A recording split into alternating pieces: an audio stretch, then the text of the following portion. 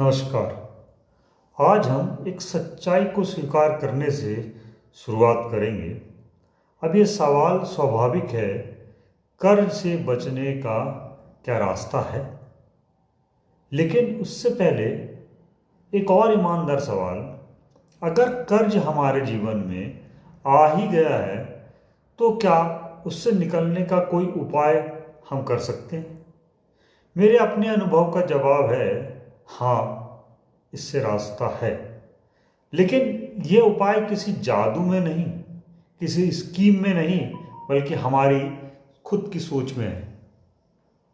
हम कर्ज क्यों लेते हैं? क्योंकि हम तुलना करते हैं।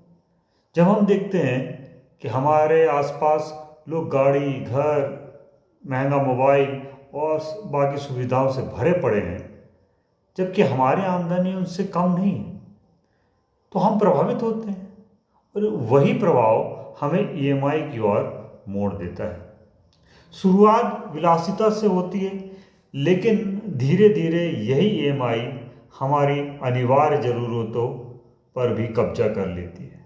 शिक्षा, शादी, इलाज और न जाने क्या क्या। ये एक चक्र है और इस चक्र से निकलने का रास्ता है सादा जीवन। सादा जीवन का मतलब गरीबी में जीना नहीं।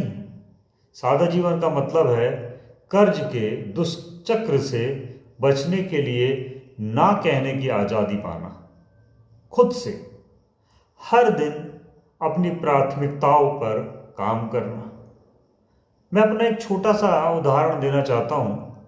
मेरा ऑफिस मेरे घर से सिर्फ 2 किलोमीटर दूर है, तो सर्दियों में मैं पैदल चला जाता हूँ, कभी ई रिक्शा, कभी शेयरिंग, कभी साइकिल। अब कोई इसे कंजूसी कह सकता है, कहता भी है, लेकिन मैं इसे प्राथमिकता कहता हूँ। यही फर्क है। हमें समझना है लोग क्या कहेंगे और हमें क्या चाहिए। ऐसी अनेक छोटी छोटी कोशिशें हमें सादा जीवन की ओर ले जा सकती है, और सादा जीवन हमें कर्ज के चंगुल से बाहर निकलने में मदद कर सकता है।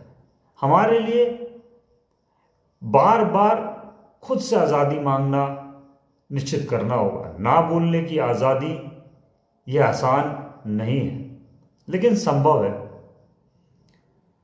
अब हम अगले भागों में इस पर विचार करेंगे कि कैसे व्यवहारिक तरीकों पर छोटे लेकिन असरदार कदमों के सहारे हम ये कर सकते हैं। तब तक बस इतना सोचिए, आप किस ईएमआई के मालिक हैं और कौन सी ईएमआई आपकी मालिक बन चुकी है। नमस्कार।